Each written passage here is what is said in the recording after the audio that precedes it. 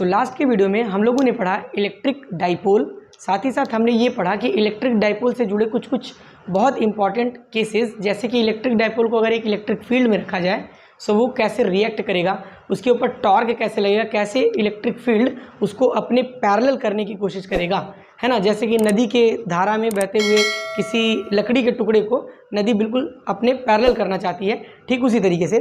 साथ ही साथ हमने ये देखा कि अगर किसी इलेक्ट्रिक फील्ड में इलेक्ट्रिक डाइपोल को प्लेस किया जाए सो फिर उसको रोटेट करने के लिए हमको कितना वर्क करना पड़ेगा और रोटेट करने में कितनी एनर्जी उसमें स्टोर होगी। हमने टॉर्क के बारे में स्टडीज़ की और उसका बहुत ही बेहतरीन तरीके से हम लोगों ने नोट्स भी बनाया। सो अगर आपने वो वीडियो नहीं देखा है सो इस वीडियो से पहले ज़रूर से ज़रूर डिस्क्रिप्शन में जाके उस वीडियो के लिंक को प्रेस करके आप उसका वीडियो ज़रूर देखें, क्योंकि ये वीडियो उस वीडियो का सक्सेसर है, यानी कि उससे कुछ और आगे नई चीज़ें हम सीखने वाले हैं। सो चलिए, मेरा नाम है अभिषेक शर्मा और आप हैं मास्टर ऑफ साइंस पे मिशन CUET में। सीखते हैं कुछ नया।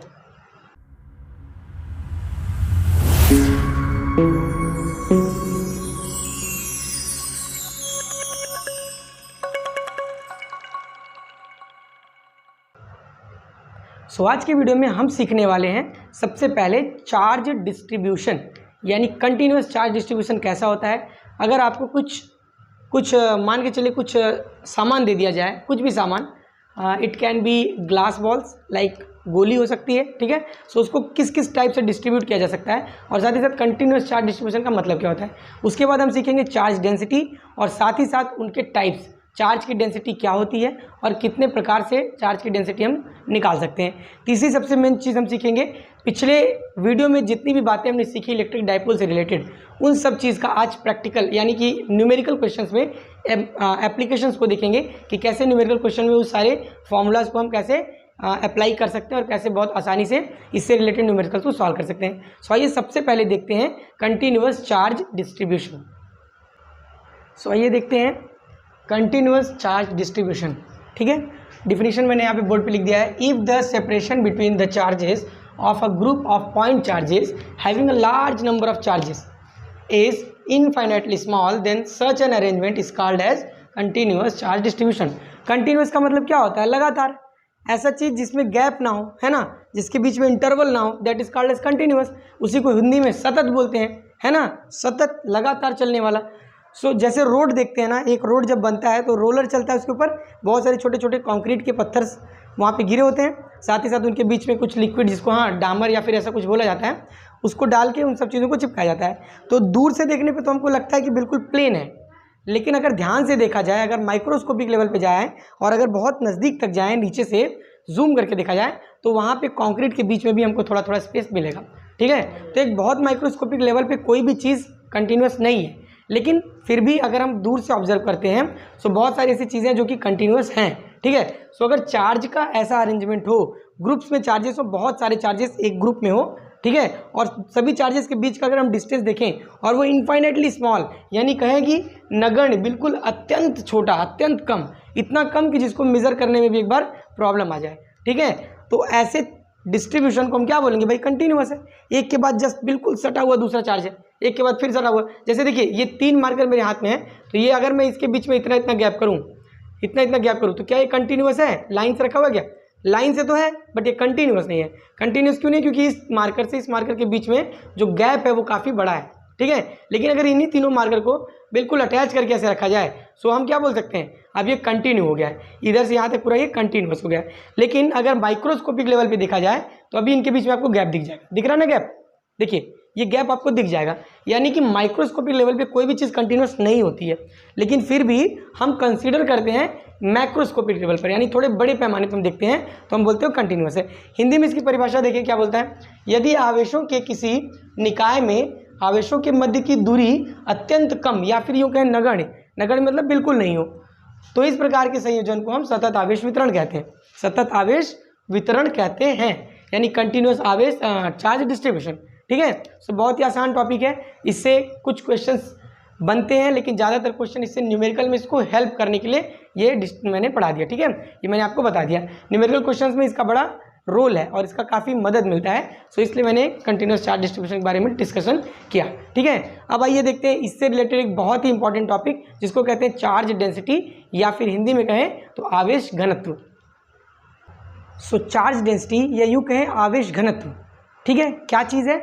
नाम से अगर गौर से देखिए, डेंसिटी हमने पढ़ लिया, क्या होता है बताइए?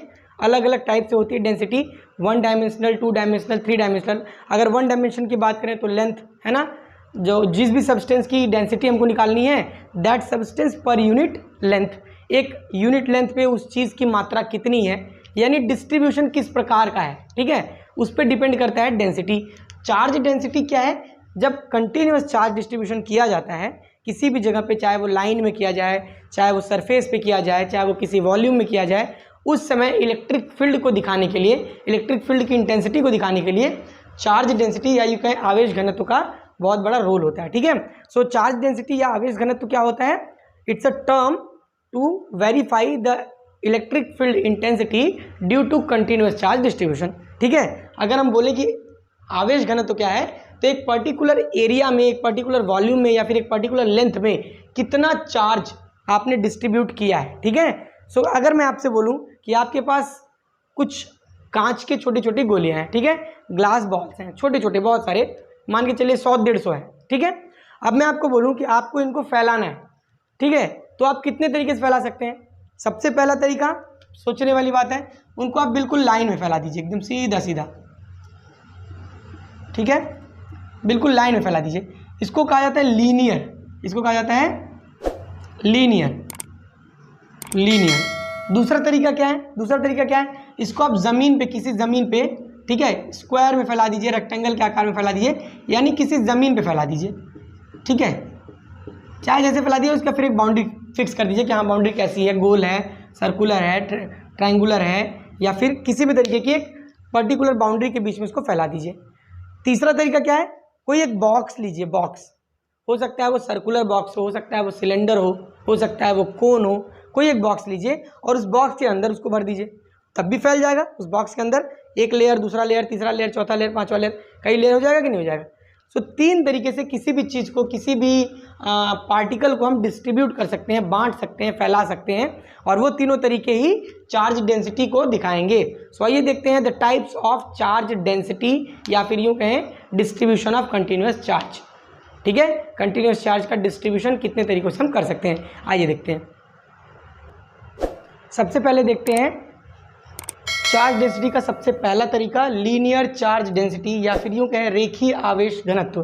ठीक है, सो अगर हमारे पास समथिंग चार्जेस है, 1 कूलाम, 2 कूलाम, 4 कूलाम, जो भी, सो हमने पहले पढ़ा है किस पे, क्वांटाइजेशन ऑफ चार्ज में, कि चार्ज कैसे मिलता है बताइए, कैसे मिलता है बताइए? छोटे छोटे टुकड़ों में, छोटे छोटे टुकड़ों में, और वो टुकड़े कैसे होते हैं? इंटीग्रल मल्टीपल ऑफ बताइए ई, यानी कि एक इलेक्ट्रॉन के चार्ज के इंटीग्रल मल्टीपल में मिलते हैं। ठीक है, यानी छोटे छोटे टुकड़े, और वो टुकड़ों को हम किसी अगर लाइन में, उन टुकड़ों को अगर किसी लाइन में हम डिस्ट्रीब्यूट कर दें, मान के चलिए कोई लोहे की रॉड है और उस पूरे रॉड पे हम डिस्ट्रीब्यूट कर दें, चाहे पॉजिटिव चार्ज हो चाहे निगेटिव चार्ज हो, चाहे पॉजिटिव चार्ज हो और चाहे निगेटिव चार्ज हो, मान के चलिए उसका लेंथ क्या है? एल है, कैपिटल एल मान लेते हैं, उसका लेंथ कैपिटल एल है। ठीक है, उस रॉड का लेंथ कैपिटल एल है और टोटल चार्ज जो हमने डिस्ट्रीब्यूट किया वो क्यू है। सो इस केस में charge density lambda is equal to Q by L होगी, charge per unit length, charge per unit length. Definition क्या बोलता है? डिफिनीशन ये बोलता है कि व्हेन अ चार्ज क्यू, जो मैंने कहा अभी यहाँ पे क्यू इज डिस्ट्रीब्यूटेड यूनिफॉर्मली का मतलब क्या होता है भाई? एक समान, एक बराबर। यूनिफॉर्मली मतलब एक बराबर। ऐसा नहीं है कि पहले 1 सेंटीमीटर में 10 इलेक्ट्रॉन हो गया, अगले 1 सेंटीमीटर में 3 इलेक्ट्रॉन रह गया, फिर अगले 1 सेंटीमीटर में 12 कर दिया, तो ये यूनिफॉर्म नहीं है। पहले 10 फिर 3 फिर 12, यानी कि उनके बीच में काफ़ी अनयूनिफॉर्म तरीके से उसको डिस्ट्रीब्यूट किया गया है। सो ये बोलते हैं यूनिफॉर्मली, एक बराबर डिस्टेंस पे या एक बराबर तरीके से, एक समान तरीके से अगर किसी लेंथ एल पे उसको डिस्ट्रीब्यूट किया गया है, then the charge present per unit length, charge q per unit length l अगर मौजूद है, सो उसको हम क्या बोलेंगे? Linear charge density.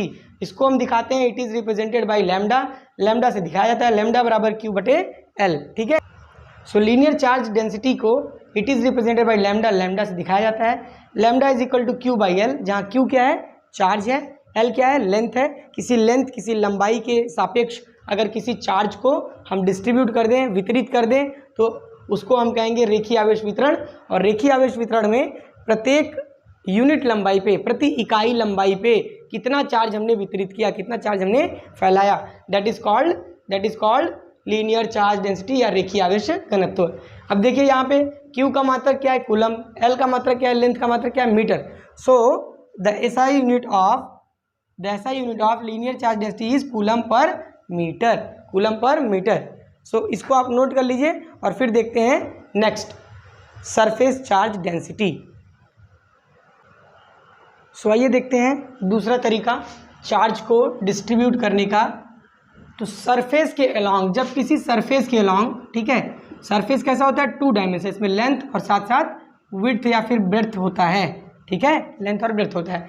2 डायरेक्शंस होते हैं, एक अपवर्ड्स, एक राइट एंड, है ना, राइट एंड लेफ्ट, एक अप एंड डाउन, 2 डायमेंशंस होते हैं। सो ये 2 डायमेंशनल अगर एक सरफेस के ऊपर चार्ज को डिस्ट्रीब्यूट कर दिया जाए, ठीक है, जैसे कि आपके किताब के ऊपर, ठीक है, बहुत सारे पेन डिस्ट्रीब्यूट किए, जैसे समझने के लिए एक किताब के ऊपर बहुत सारे पेन आपने रखे हुए हैं, सो क्या है, सरफेस पे डिस्ट्रीब्यूशन है, ठीक है। उसी जगह पे अगर आपने किसी बॉक्स में सारे पेन को रखे हुए हैं, सो वो क्या है, वॉल्यूम डिस्ट्रीब्यूशन है, ठीक है।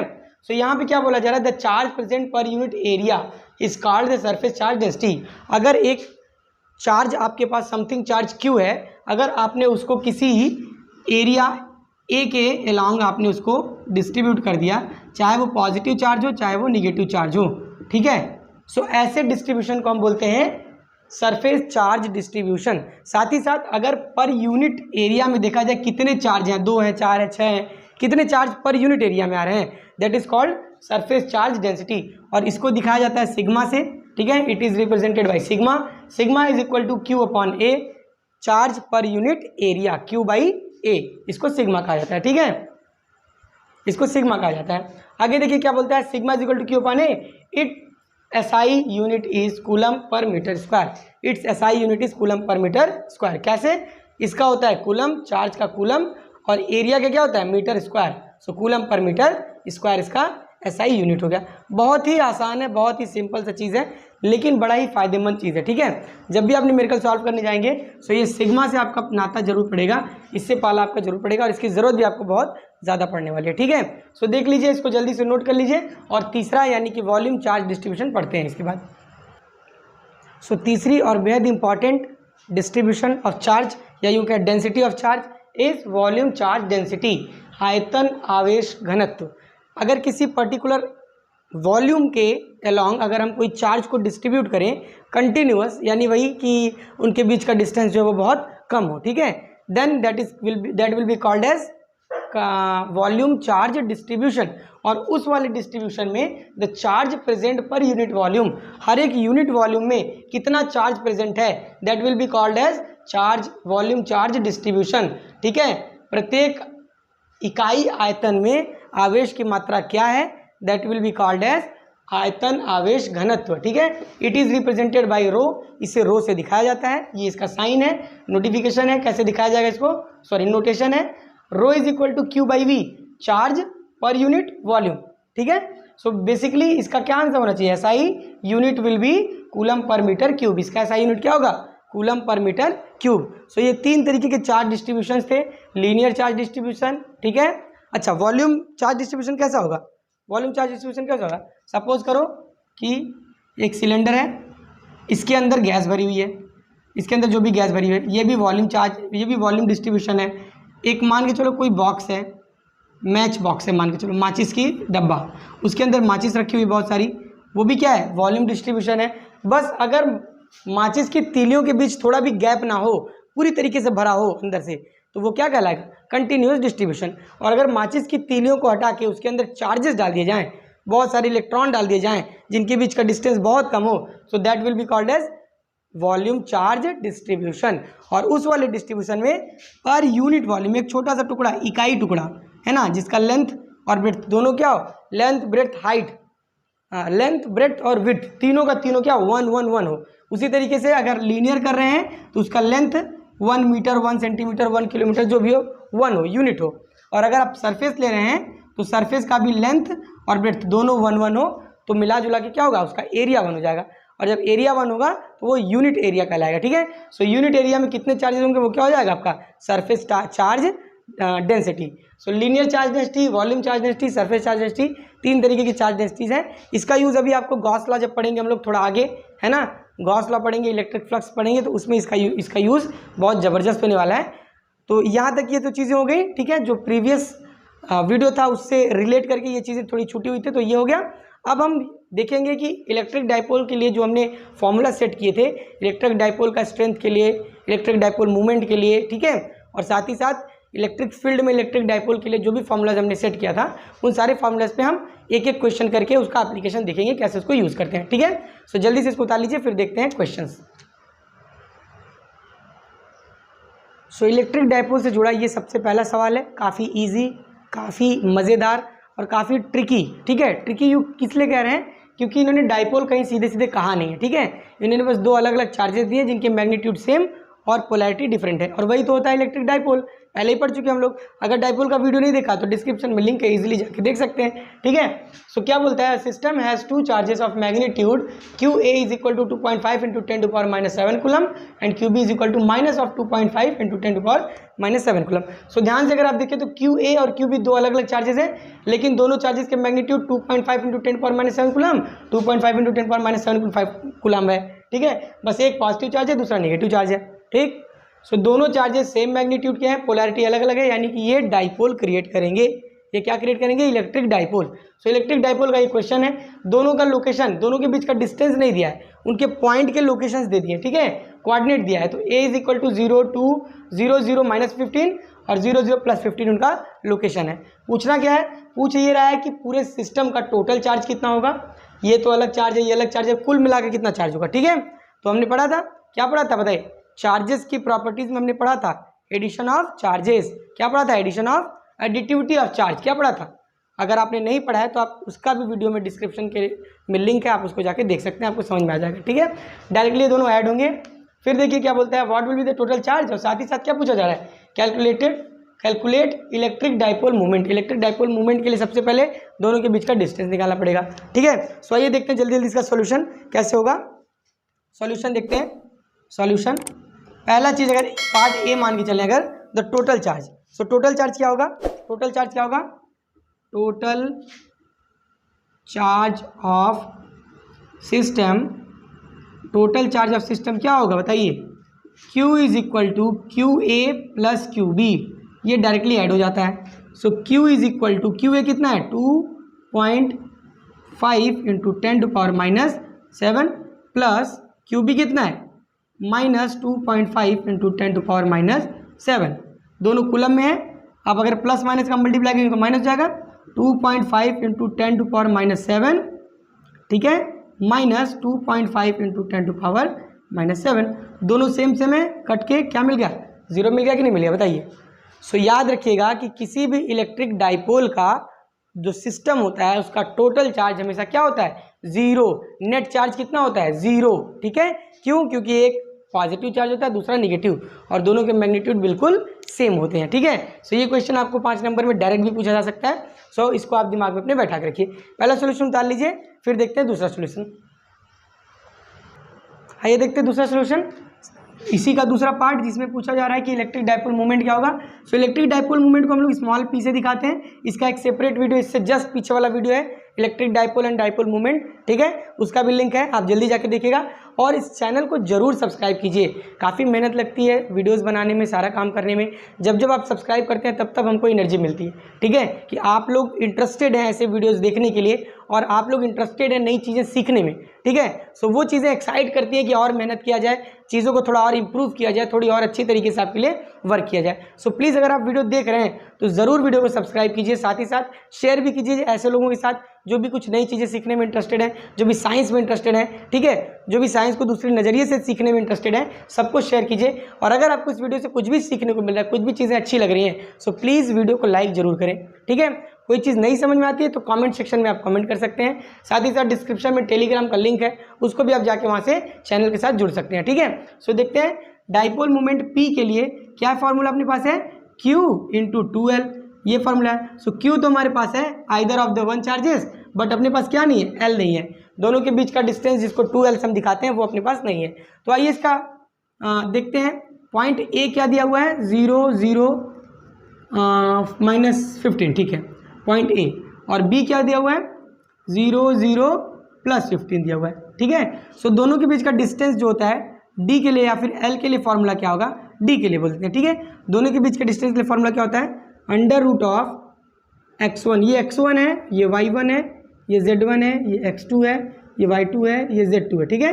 तो फॉर्मूला क्या है, x1 - x2 का whole square plus y1 minus y2 का whole square plus z1 - z2 का होल स्क्वायर। इस फॉर्मूले में अगर हम सारी चीज़ें रखें तो हमारे पास डिस्टेंस आ जाएगा, ठीक है।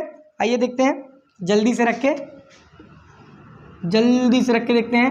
x1 0 y1 0 0 -0 का whole square plus y1 0 y2 0 0 -0 का होल स्क्वायर प्लस a1 क्या है भाई, -15 माइनस इधर +15 यानी कि -15 का स्क्वायर, ठीक। एक स्टेप और आगे बढ़ेंगे, ये 0 खत्म कर दें, -15 -30 हो जाएगा, और -30 का स्क्वायर करेंगे तो -30 स्क्वायर करेंगे तो 3 3 9 900 हो जाएगा। सो √900 पॉजिटिव में आ जाएगा कि 9 पॉजिटिव। सो इसका जब स्क्वायर रूट निकालेंगे तो क्या मिल जाएगा, 30 सेंटीमीटर, ठीक है। सो हमारे पास डिस्टेंस क्या मिल गया, दोनों के बीच का डिस्टेंस ये कहें 2L 30 सेंटीमीटर का। सो डाइपोल मोमेंट क्या हो जाएगा, P = Q × D कर देगा, 2L को मिला के। Q की वैल्यू क्या है, 2.5 × 10⁻⁷ इंटू D कितना आया 30, कितना गया 30। अगर मल्टीप्लाई करें तो क्या होगा बताइए, 3 का मल्टीप्लाई इसमें करें, 3 5 × 15, 5 कैरी 1, 3 2 6 और 1 7, और यहाँ पे जो बच रहा है 10, इसको हम ऐसे लिख सकते हैं 30 की जगह पे 3 × 10 भी लिख सकते हैं। ये लिखना कोई गड़बड़ नहीं होगा, 3 × 10 को तो 30 तो होता है, 3 का मल्टीप्लाई 2 पॉइंट इसमें और 10 का मल्टीप्लाई इसमें करेंगे तो ये जो 7 है एक कम हो जाएगा और ये हो जाएगा 6, क्या हो जाएगा 6। और इसका यूनिट क्या होता है, कूलाम मीटर। ये आपके पास डाइपोल मोमेंट भी आ गया। बहुत आसान होता है, बता रहे हैं ना, चुटकियों में सवाल लगना होता है, बस आपके पास कॉन्सेप्ट ज़बरदस्त तरीके से क्लियर होना चाहिए, ठीक है। और ऐसे क्वेश्चन को पूछ के आपका दिमाग हिला जाता है। कभी कभी आप बोलते हैं फिजिक्स कठिन है, क्यों कठिन है भाई, आके देखिए हमारे वीडियोस, आप देखिए चैनल पे कितनी आसानी तरीके से चीज़ें समझ में आती है, ठीक है। सो ये क्वेश्चन को जल्दी से निपटा दीजिए उसके बाद हम लोग देखते हैं दूसरा क्वेश्चन इसी से रिलेटेड, ठीक है, जल्दी से नोट कीजिए। सो आइए देखते हैं दूसरा क्वेश्चन डाइपोल से रिलेटेड, बहुत ज़बरदस्त। 2 कॉन्सेप्ट हमने पढ़े थे, इलेक्ट्रिक डाइपोल और साथ साथ इलेक्ट्रिक डाइपोल में टॉर्क, और पढ़ा था एक हमने पढ़ा था work done in rotating and electric dipole in electric field, ठीक है। साथ साथ एनर्जी स्टोर भी पढ़ा था, और उन सब से रिलेटेड क्वेश्चन हो सकता है अगली वीडियो में पढ़े। ये वाला जो क्वेश्चन है ये क्या बताता है, an electric dipole with dipole moment 4 × 10⁻⁹ coulomb metre is aligned at 30 degree with electric field of magnitude 5 × 10⁴ newton coulomb. एक डाइपोल है, ठीक है, एक डाइपोल है, ऐसे मान लीजिए एक डाइपोल है, ये इलेक्ट्रिक फील्ड है, ठीक है। इस इलेक्ट्रिक फील्ड से ये 30 डिग्री एंगल पे अलाइंड है, 30 डिग्री एंगल पे, ठीक है, इसके डायरेक्शन में झुका हुआ है। ये डाइपोल जो है, डाइपोल का जो डाइपोल मोमेंट है उन्होंने P की वैल्यू दे रखी है, 4.0 × 10⁻⁹ कूलाम मीटर, ठीक है। P की वैल्यू दे रखी है, बोलते हैं क्या निकालना है आपको, टॉर्क निकालना है, और साथ ही साथ उन्होंने क्या दे रखा है, E की वैल्यू भी दे रखा है, इलेक्ट्रिक फील्ड E की भी वैल्यू दे रखा है 5 × 10⁴ न्यूटन पर कूलम।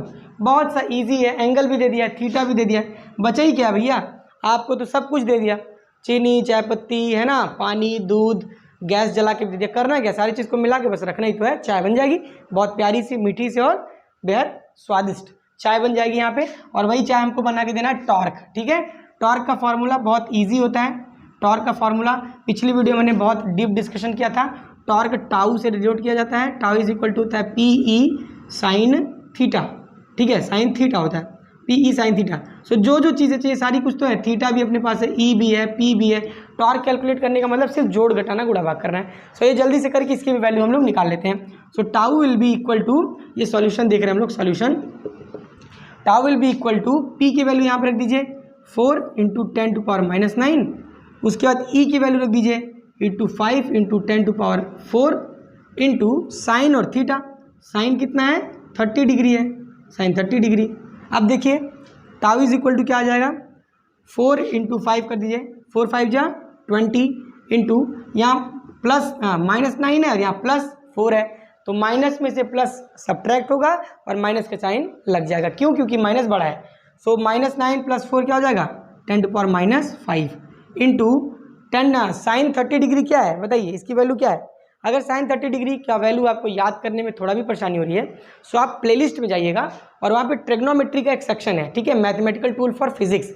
वो ट्रिग्नोमेट्री के सेक्शन में पूरा का पूरा इसका चार्ट, साइन का, इसका एंगल का पूरा चार्ट मैंने बना के बताया है, कैसे आप बहुत जल्दी जल्दी चार्ट बना सकते हैं और साथ ही साथ कैसे सारी चीज़ों को आप बहुत अच्छे से याद रख सकते हैं। छोटा सा उसका हम 0 1 2 3 4 तक लिखिए। साइन का मैं करके दिखाता हूँ आपको। सारे से 4 से डिवाइड कर दीजिए और 4 से डिवाइड करने के बाद सबको आप रूट ले लीजिए, तुरंत निकल जाएगा। 0 डिग्री का हो जाएगा 30 डिग्री का, सो हमको 30 डिग्री का चाहिए, 1/2 हो जाएगा इसका 30 डिग्री का। सो यहाँ पे वैल्यू पुट करें साइन 30 डिग्री का 1/2, सिंस लिख देते हैं अपन sine 30 degree is equal to 1/2।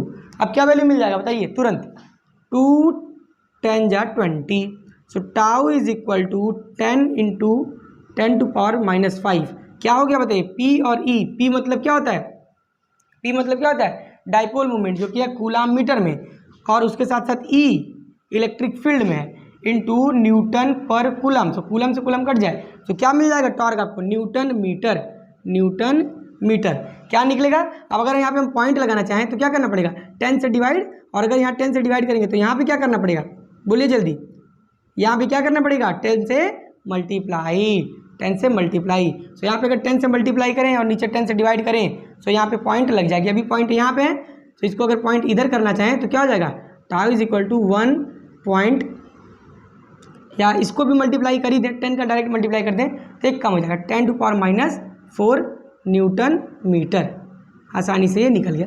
सो इस तरीके के क्वेश्चंस आपको फ्रिक्वेंटली पूछे जाते हैं, अलग अलग जेई के पेपर में भी कभी कभी पूछा जाता है, नीट में भी ऐसे क्वेश्चन पूछे जाते हैं, सीयूईटी में तो पूछे ही जाते हैं। सो यहाँ पे जितने भी वीडियोस कॉन्सेप्ट हम लोग डिस्कस कर रहे हैं, ये सारे के सारे ऐसे हर एग्जाम के लिए फ़ायदेमंद है जिसमें फिजिक्स का क्वेश्चन पूछा जाता हो, ठीक है। सो ऐसे हर स्टूडेंट के साथ आप प्लीज़ ये वीडियो शेयर कीजिए, ठीक है।